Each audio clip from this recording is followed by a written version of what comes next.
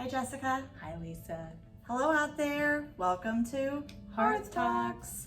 Okay, so Jessica, let's chat. There's been a lot going on in the world this past 2 weeks. Yes, keep your distance. Yeah, social distancing. That's why there's some space in between us. Keeping a little distance here. But it's Monday, Yes. and over the weekend, the feds dropped the rate, and everyone's thinking that that means that you can get a mortgage for 0% now. Is that true? That is false. That's kind of what I thought. Yeah.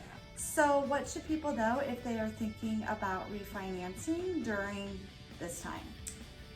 Basically, you still need to be reaching out to your lender. You need to be getting qualified, and your lender will be the best judge as to whether or not a refinance makes sense for you in your particular situation. The Fed basically cut the bank-to-bank rate.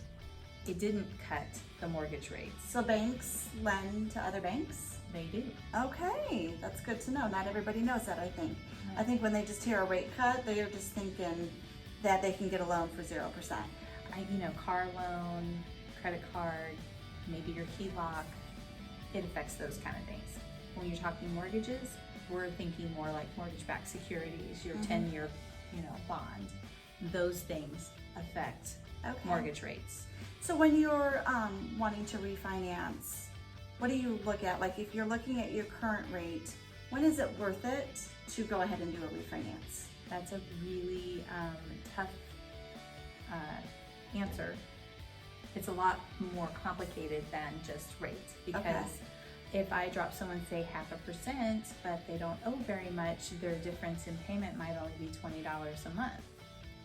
Where other people, I might drop 1/8%, and their payment difference is like $200 a month.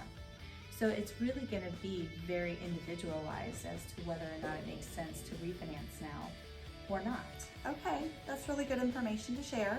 Yeah. I appreciate that. I figured, sometimes you hear all these things on the news and you're just not sure. So the best advice is talk to your lender. Talk to your lender. Or if you don't have one, talk to Jessica. Now, Lisa. Yes. Coronavirus. Yes. How do we feel about selling our house during this time? Because do I want people coming into my home?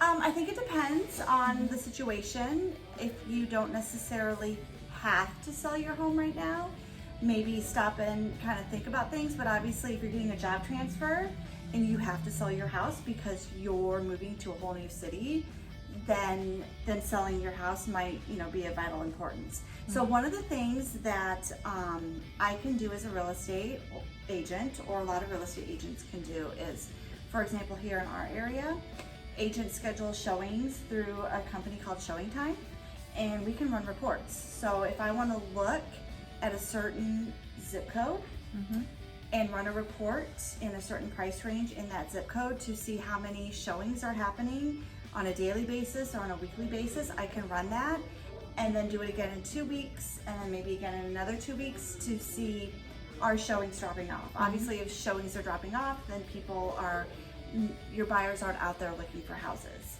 But in our area, we have like 200 families moving to the area every day.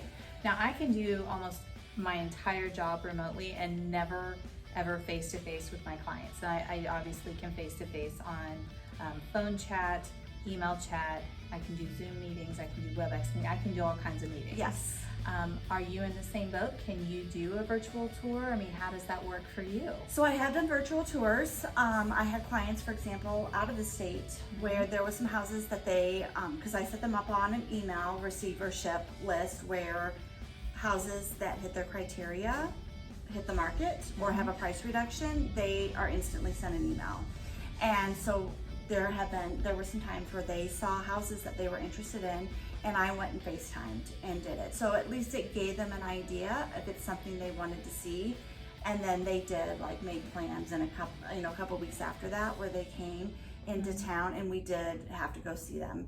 Some people will buy a house in a sense sight unseen, where it's just on a FaceTime. All virtual. It's all virtual. I do know, I was in a meeting a week and a half, almost 2 weeks ago, where a title company came out and said that you can now close virtually as well. Yes, so there's a lot of different things that we can do right now if you're thinking about selling or buying a house, for sure. And that's, again, just like when it comes time to refinancing or talking about rates, they should call a lender. Absolutely. If they're thinking about buying or selling a home, they should get with a real estate agent. Absolutely. Well, Yeah. I hope this helps clear up some, how am I going to still do business in a virtual environment? We can certainly still operate in a virtual environment. I think it's still okay to buy or sell your house. And if you feel comfortable with the rates, depending on where you're at, it's probably still okay to refinance. Rates are still really good. Yeah, I mean, think about where they were in the 80s. Let's not. Okay, well, it was good chatting. Yeah, And we're not too close. We're we're keeping our Yeah. distance. elbow it out. Adios. Bye. Bye.